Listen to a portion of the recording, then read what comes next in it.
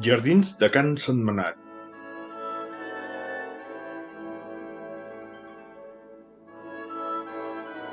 Jardins de Can Sentmenat, districte Sarrià-Sant Gervasi. Podem llegir a l'entrada dels jardins aquest text.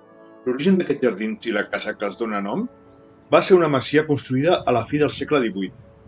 El seu major interès es troba en una mena de transició entre l'agricultura o bosc humanitzat i el jardí que s'estén per una terrassa que acompanya tota la façana de la casa. Posseeixen un gran valor testimonial, ja que han mantingut l'estructura i la tipologia originàries.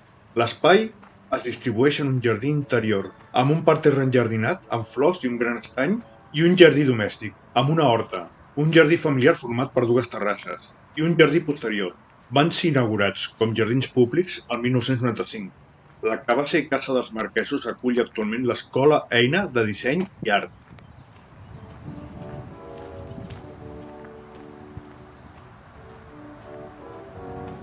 Podemos leer en la entrada de los jardines este texto. El origen de estos jardines y la casa que les da nombre fue una masía construida a finales del siglo XVIII.